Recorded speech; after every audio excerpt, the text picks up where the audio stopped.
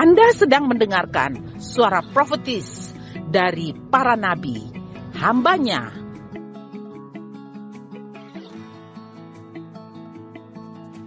Dengarkanlah dan lakukanlah perintah Tuhan melalui para nabi, maka engkau akan berhasil. Selamat mendengarkan.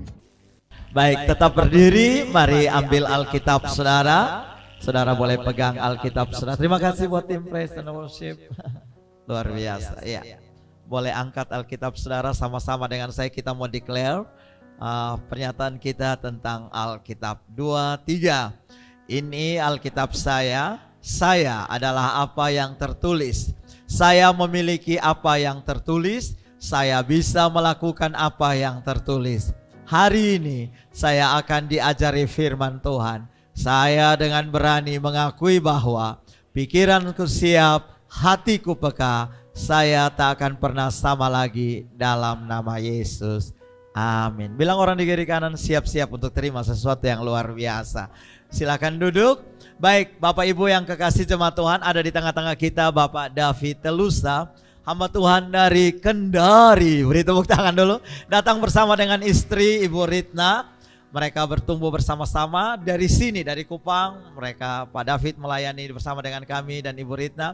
Lalu Tuhan pertemukan mereka resmi menjadi suami dan istri. Lalu melayani di Kendari. Selengkapnya tentang seorang David Telusa, kita ikuti yang satu ini. Wes, saya sambut Kak David. Come, mari beri tepuk tangan dulu. Ya. Beliau bukan orang asing, tapi sungguh this is his home here. Terima kasih Pak Surjon. Ya, Bapak Ibu, Saudara, saya senang bisa hadir di sini karena saya merasa bukan orang asing. Ya. Tapi ini keluarga rohani saya. Karena saya merasa bisa jadi sampai seperti ini dan bisa berada di tengah-tengah saudara. Karena ada Bapak rohani saya, Kak Juan Pangida. Ya, dia banyak melatih, dia banyak mendidik, juga banyak membentuk saya. Dan saya bersyukur kalau pagi hari ini saya boleh berada di tengah-tengah keluarga saya. Nah, Bapak Ibu, saya nggak berpanjang lebar tentang siapa saya. Ya, saya mau cepat menyampaikan apa yang perlu saya rasa sampaikan. Karena tadi saya di WA diminta hari ini untuk membawakan firman. Aduh, saya bilang kenapa tidak sebelumnya? Tapi saya coba siapkan dan saya coba tulis-tulis di situ. Nah, pagi hari ini saya akan berbicara tentang gereja yang menjadi berkat. Yang saya maksud gereja di sini bukan lembaga, bukan institusi saja. Tapi yang saya maksud gereja di sini termasuk saudara dan gereja. Sudah cukup lama kita menerima berkat. Sudah banyak kita diberkati oleh Tuhan. Tetapi yang menjadi pertanyaan bagi kita semua di tempat ini, apakah kita sudah menjadi berkat? Apakah kita sudah memberkati? Itu yang jadi pertanyaan. Saya percaya orang Kristen tidak dijadikan menjadi orang yang egois, orang yang mementingkan diri sendiri, orang yang berkata pokoknya saya nggak peduli dengan orang lain, saya nggak peduli dengan tetangga saya nggak peduli dengan kota saya nggak peduli dengan bangsa saya. Saya percaya nggak kayak gitu. Bahkan diperingatkan dalam 2 Timotius 3 ayat 1 sampai 5. Tidak mementingkan dirinya, tanda-tanda akhir zaman. Jadi saya sangat percaya saudaraku yang dikasihi oleh Tuhan. Gereja ini ada untuk menjadi berkat. Dan saudara dan saya yang beribadah di tempat ini juga untuk memberkati. Amin. Saudaraku yang dikasihi oleh Tuhan, saudara kenal dengan 2 tempat di Israel yang sering saudara dengar, yaitu Laut Mati. Yang kedua, Danau Galilea. Ada perbedaan yang signifikan ada perbedaan yang sangat jelas. Di Laut Mati, saudaraku, airnya terlalu asin, garamnya tinggi, sehingga tidak ada kehidupan di dalam. Saya pernah ke sana, saya akan ke sana. Ya. Berbeda sekali, saudaraku, Danau Galilea. Tempat itu di sekitarnya menjadi tempat yang subur, banyak tanaman-tanaman sayur di sana, bahkan ikannya juga banyak.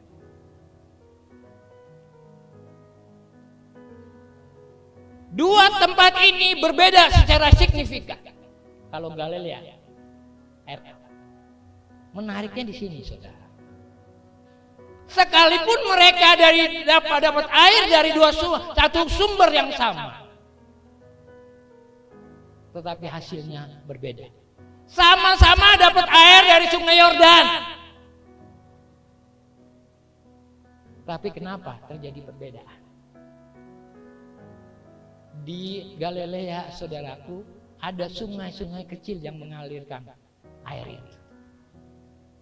Sementara, saudara, di Laut Mati, air itu nggak tersalurkan.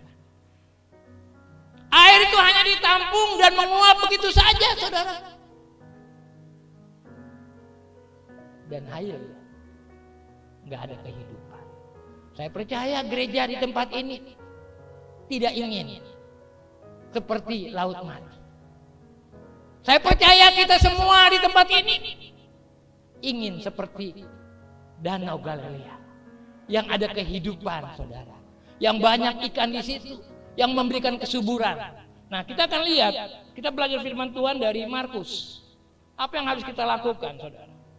Markus 6 ayat 34 sampai 44. Nggak usah dibaca ya waktu saudara, waktu kita.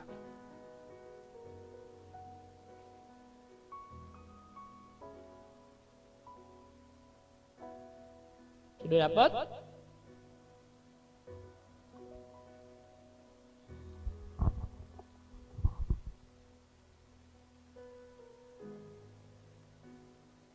Ya, sudah semua ya Markus tadi?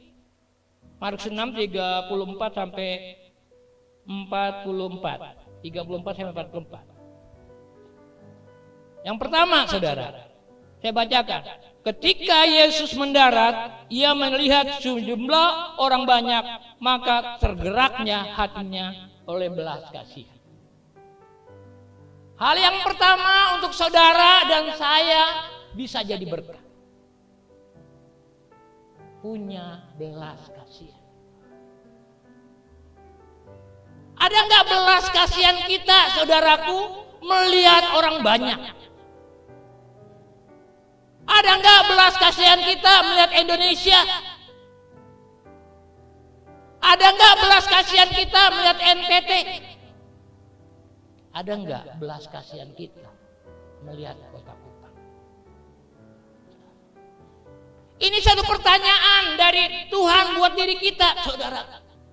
Ketika Yesus masuk ke Yerusalem, dia berkata, Yerusalem, Yerusalem, aku rindu mengumpulkan engkau seperti induk ayam di bawah saya. Ini juga harusnya menjadi jeritan dari gereja Tuhan. Jeritan bagi kita semua, saudaraku yang ada di tempat ini. Ketika melihat jumlah penduduk orang yang ada di Kota Kupang, ada nggak belas kasihan? Kebutuhan mereka lebih daripada yang ditulis dalam Markus 6. Kalau kumpulan dalam Markus 6, saudaraku, hanya soal makanan. Kebutuhan sehari-hari yang hanya dibutuhkan mungkin hanya minggu ini, mungkin bulan ini. Tetapi yang dibutuhkan oleh Kota Kupang ini, yang dibutuhkan oleh NTT, yang dibutuhkan oleh Indonesia, lebih daripada itu, yaitu keselamatan. Itu yang mereka perlukan, saudaraku, yang nilainya lebih tinggi daripada makanan. Yang nilai nilainya lebih tinggi, saudaraku, dari apa yang kita anggap penting. Banyak kali kan kita menganggap itu tidak terlalu dibutuhkan, tidak diperlukan, saudara. Enggak, saudara. Firman Tuhan bilang dalam Markus 1 ayat 37, coba lihat. Markus 1 ayat 17.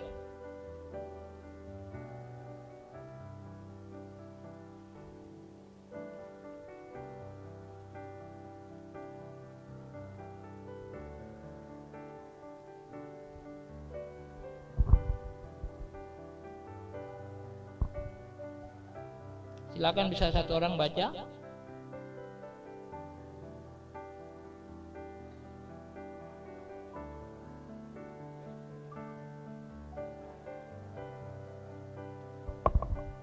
Saudara, seringkali orang salah persepsi menanggapi panggilan Yesus.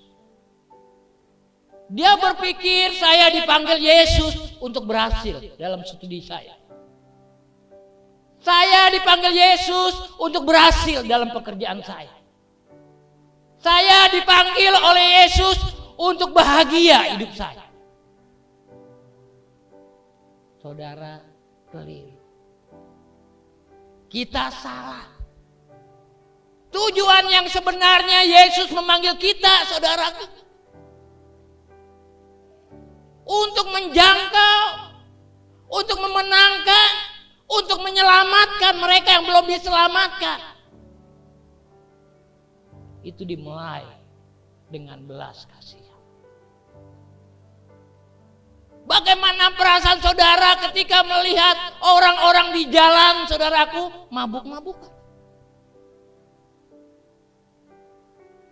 Bagaimana perasaan saudara ketika jalan-jalan ke satu tempat melihat wanita-wanita yang berpakaian tidak sopan? Bagaimana perasaan kita, saudaraku, waktu pergi ke tempat-tempat tertentu yang belum ada orang Kristennya? Itu pertanyaan bagi kita. Saya di Kupang, saudaraku, kami buat Jarwil, jaringan wilayah partnership, membangun kebersamaan untuk menyadarkan gereja bahwa kita ada di gereja untuk jadi berkat. Akhirnya kami punya visi bersama secara gereja. Apa itu, saudaraku? 30, 20, 10. Sampai tahun 2030, di antara 20 suku yang terabaikan, ada 10% orang Kristen. Kami ingin gereja yang di sana terbuka, bahwa masih ada tanggung jawab yang perlu dikerjakan. Ada tanggung jawab yang perlu dilakukan. Ada apa yang perlu dikerjakan oleh gereja, saudara. Karena saudaraku, firman Tuhan bilang apa? Matius 24 ayat 17. Bisa tolong?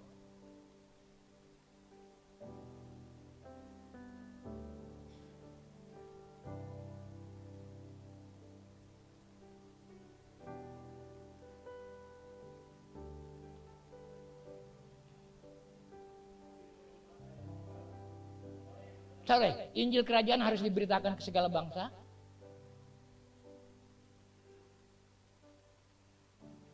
Dapat? Ayat 14 ya?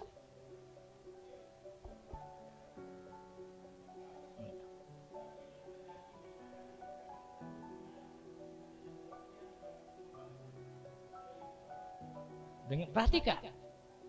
Kesudahannya, kalau Injil sudah diberitakan ke segala bangsa, baru Yesus datang. Bukan karena saudara dewasa, saudara Tuhan Yesus datang. Bukan karena jemaat kita banyak, Yesus datang. Tapi kalau Injil sudah diberitakan. Coba lihat 2 Petrus 3 ayat 12.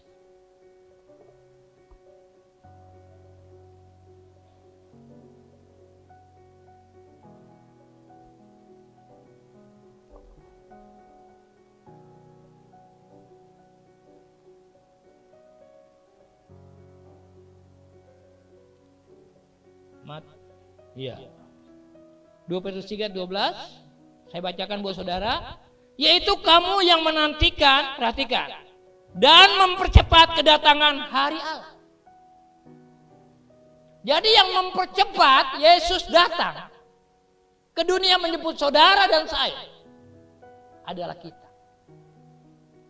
Bagaimana caranya? Kalau Injil diberitakan ke segala bangsa. Waktu saya mengerti hal ini, saudaraku, ada kesadaran.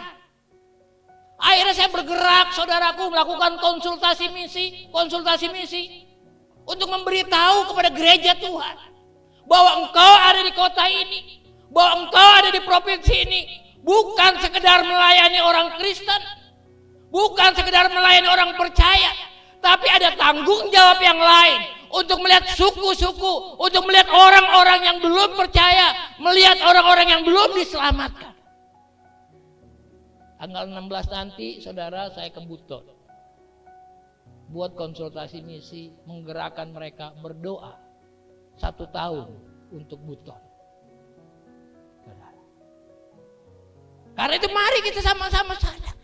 Mengerti dimulai dari mana? Belas kasihan. Amin. Ada nggak belas kasihan kita? Kalau saudara perhatikan Yesus sebelum menyembuhkan, sebelum melayani buat mujizat, maka tergeraklah oleh belas. Maka tergeraklah oleh belas kasih. Maka tergeraklah dengan belas kasih. Tidak ada motivasi yang paling tinggi di dalam kita melakukan sesuatu, saudaraku, kecuali itu ada belas kasihan buat kita. Kita nggak punya uang, kalau punya belas kasihan, kita akan jalan kaki.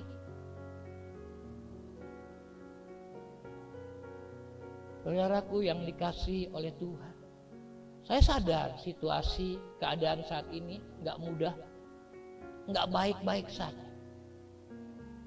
Tapi bukan berarti kita tutup hati kita terhadap belas kasihan kepada jiwa-jiwa. Yang pertama, yang kedua, saudara. Yang kedua, ambil tanggung jawab. Yang kedua, ambil tanggung jawab. Saudaraku, ketika hari menjelang malam, apa yang dikatakan murid-muridnya? Tuhan, hari sudah mau malam. Suruh mereka pulang saja, betul? Ya? Saudara dengar. Apa jawaban Yesus? Kamu harus memberi makan. Dengan kata lain, saudaraku, Yesus bilang, kamu harus bertanggung jawab. Ini tanggung jawabmu. Yesus nggak berkata, oh iya benar, sudah menjelang malam. Toh mereka bukan kita yang undang. Betul? Toh mereka datang sendiri. Bukankah kita mau istirahat setelah seminggu mungkin pelayanan? Setelah sebulan tanpa istirahat kita melayani orang sakit, lumpuh berjalan, buta melihat, tuli mendengar. Tiba dong kita istirahat. Dia pergi kan ke tempat sunyi kalau sudah baca. Yesus nggak kasih kayak gitu, saudara. Seandainya murid-murid Yesus bilang, oh Yesus pulang, salah nggak mereka di mata orang banyak itu? Salah nggak? Enggak. Betul? Kecuali diundang, saudara, dan diberitahu akan dikasih makan. Kalau nggak dikasih makan baru salah, betul? Tapi enggak. Makanya murid-murid bilang, Tuhan suruh mereka pulang. Supaya mereka nggak pingsan di jalan. Tapi Yesus bilang apa? Kamu harus beri makan. Dengan kata lain, kamu harus bertanggung jawab. Jangan buat alasan-alasan. Ya, tapi engkau harus bertanggung jawab. Berapa banyak gereja berpikir, kita berpikir itu bukan tanggung jawab saya. Itu tanggung jawab gembala. Itu tanggung jawab pastor. Itu tanggung jawab majelis. Itu tanggung jawab pekerja. saudara. Salah, saudaraku. Tapi ini tanggung jawab kita. Tadi kita baca sama-sama, kita dipanggil untuk memberitakan. Selama ini ada konsep, ada pandangan bahwa tugas ini hanya buat mereka yang punya jabatan dan punya karunia. Betul? Betul? Berpikir kayak gitu. Padahal yang sebenarnya, saudaraku, dia sembunyi daripada apa yang harus dia lakukan. Tuhan gak katakan, saudaraku, bahkan di Efesus berkata bilang apa? Aku yang menetapkan apa? Guru, rasul, segala macam untuk apa? Melengkapi orang kudus dalam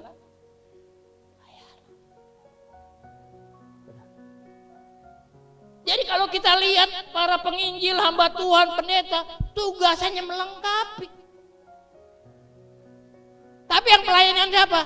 Jemaat dan kita semua. Saudaraku yang dikasihi oleh Tuhan, ambil tanggung jawab. Jangan saudara bilang, oh ini tugas pemerintah, oh ini tugas negara. Bukan. Tapi ada tugas kita. Ada peran kita. Karena itu mari buka mata kita. Kalau kita belum punya, saudara tanya sama Tuhan. Tuhan, kasih hati buat saya. Supaya saya punya bertanggung jawab. Ya. Yang berikut, saudara. Temukan apa yang menjadi kebutuhan dari kelompok yang kita jangkau. Temukan, saudara. Dan murid-muridnya temukan apa? Mereka kekurangan makanan. Ya. Mereka belum makan, saudara. Sehingga dia datang ke Yesus. Tapi ingat, saudara. Jangan sampai ini menjadi tujuan utamanya. Tujuan utamanya memberitakan siapa Yesus. Oke? Yang berikut lagi. Temukan apa yang ada padamu. Waktu saudaraku Yesus berkata kamu bertanggung jawab. Kamu yang kasih makan. Apa murid-muridnya bilang? Yesus bilang kayak gini. Apa yang ada padamu?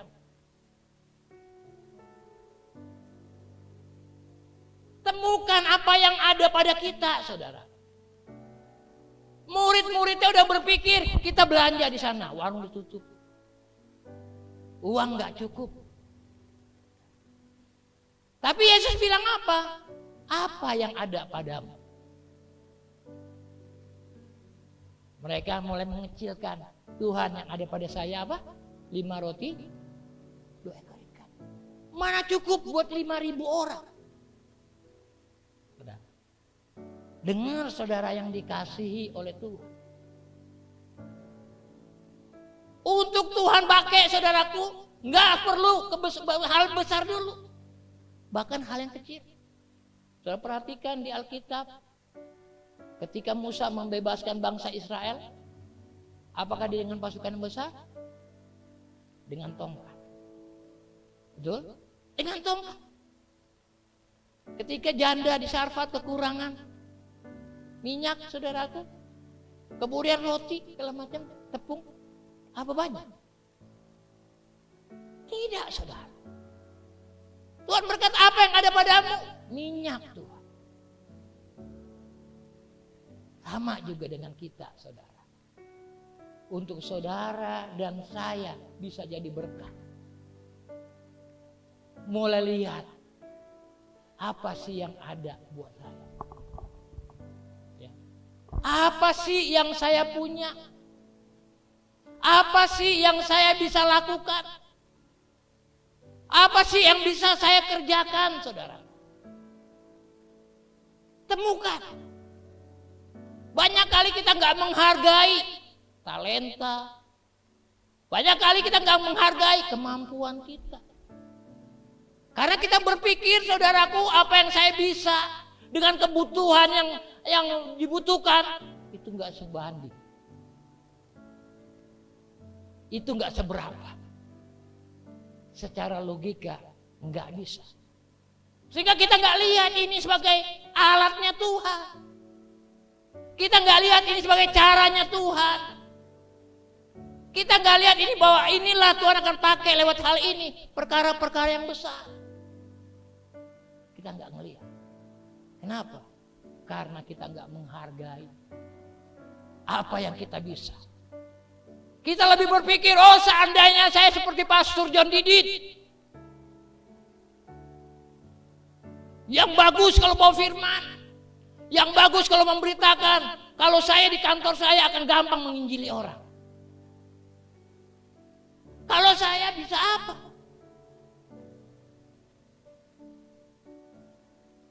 Atau sudah berpikir, oh seandainya saya seperti Pastor John Fangidai. Punya iman yang luar biasa, semangat yang dahsyat. Saya akan bisa dipakai. Saya bisa apa? Ketemu orang aja malu. Ngomong saja nggak tahu mulainya dari mana. Bahasa saya seperti orang nggak berpendidikan. Saudara, seringkali kita merendahkan, menganggap remeh, nggak berarti. Atau kita berpikir, oh saya nggak bisa apa-apa. Siapa bilang, saudara? Siapa bilang? Saudara lihat ini cerita tentang talenta. Masing-masing dipercayakan berapa talenta? 1, terus 2, kemudian 5. Betul? Enggak ada yang nggak dipercayakan. Semuanya dipercayakan. Dan yang menentukan, saudaraku dengar, bukan berapa banyak talenta itu. Tapi yang menentukan apakah itu digunakan atau tidak talenta itu. 5 tidak ada artinya kalau kita simpan saja. 10 nggak akan pernah berguna buat orang-orang kalau kita hanya simpan. Atau 1 kita simpan karena kita pikir nggak bisa buat apa-apa. Ubah pandangan kita, saudaraku. Ubah cara berpikir kita. Agar supaya kita mulai menghargai apa yang Tuhan percayakan buat kita. Apa yang kita punya, saudara. Dan itu ada bukan buat saudara. Itu ada bukan buat kita. Tapi itu Tuhan berikan. Agar lewat itu Tuhan dimuliakan. Yang belum diselamatkan, diselamatkan. Yang belum dimenangkan, dimenangkan. Mungkin engkau hanya seorang pegawai. Bisa jadi itu yang engkau punya. Supaya lewat dirimu sebagai pegawai, orang-orang di sekeliling kamu kenal Tuhan Yesus. Mungkin engkau termasuk orang yang gampang ramah melayani orang. Mungkin Tuhan mau pakai cara ini. Yang terakhir, saudara. Setelah saya temukan, bawa itu ke dalam doa. Ya. Saudara, doa adalah cara Tuhan untuk mengubah hal yang biasa menjadi luar biasa. Amin. Nah, oleh karena itu saudaraku yang dikasihi oleh Tuhan, mulailah bawa itu pada doa. Biar Tuhan mengubah hal yang kecil ini menjadi hal yang besar yang bisa memberkati orang lain, saudara. Saudaraku yang dikasihi oleh Tuhan, jangan anggap remeh yang namanya doa. Doa adalah kendaraan yang Tuhan berikan kepada orang percaya untuk kita pakai mencapai tujuan kita. Mencapai apa yang kita inginkan. Saya sadar akan hal itu. Saat ini saya pria di gereja kami menjangkau tuh mengadopsi 3 suku. Ada suku Culambacu, ada suku Bajo, dan suku Tolaki. Di Culambacu orang Kristennya 0%. Ya, sekitar 5 jam dari Kendari. Setiap bulan saya pergi ke sana untuk survei dan mulai berdoa mencari orang damai, untuk bertemu dengan orang yang pas. Satu kali saya ketemu dengan orang yang sakit di bagian sini. Sakitnya lucu, sudah seperti melepuh di sini. Terus saya tanya, kamu sudah ke dokter? Orang Katolik dia. Di sana banyak orang Katolik. Kamu udah ke dokter? Sudah. Ke rumah sakit? Sudah. Apa kata dokter? Dibilang terlalu panas di sini sehingga bikin melepuh di sini. Wah, nggak masuk akal buat saya. Nggak masuk akal, lambung dia bilang. Akhirnya saya bilang, adakah orang yang nggak suka dengan kamu? Adakah kamu berkelahi dengan orang? Dia diam saja. Dan kami berdoa, saudara. Berdoa, puji Tuhan. Tuhan sembuhkan. Terakhir sebelum saya ke sini, saya pergi ke dia. Saya dibawa untuk berdoa di beberapa rumah. Dan doa itu akhirnya membuka pintu buat kami untuk bertemu dengan orang-orang. Saudara. Karena itu jangan anggap remeh, saudara. Jangan anggap remeh doa. Doa akan mengubah segala sesuatu yang jelek jadi baik. Yang paling terakhir.